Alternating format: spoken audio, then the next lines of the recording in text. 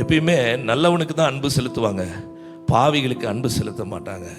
பாவியை பாவியாக தான் பார்ப்பாங்க.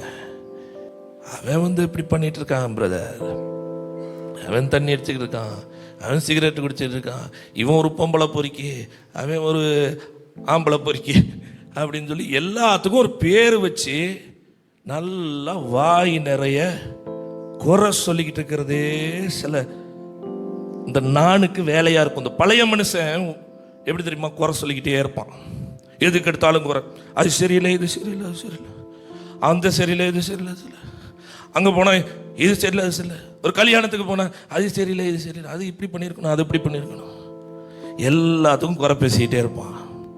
இது ஒரு பிசாசுடைய ஆவி. எல்லாம் சொல்லுங்க, இது ஒரு பிசாசுட ஆவி. அது சில சமயம் நம்மகிட்ட வேலை பார்க்கும். ஆனால் நம்ம ஜாக்கிரதையாக இருக்கணும், நம்ம ஜாக்கிரதையாக இருக்கணும். எது சரியில்லையாட்டையும் நீ சரிப்படுத்து. நீ சரிப்படுத்துறதுக்கு நீயா போனா சரிப்படுத்த முடியாது. நீயா போனா குறையதான் பார்க்க முடியும். ஆனா நீ இல்லாம உன்னை எடுத்துட்டு அந்த இடத்துல இயேசு வச்சுக்கிட்டு போனா இயேசு செல்கிற இடத்துல குறைகள் சரியாகும். ஹல்லேலூயா.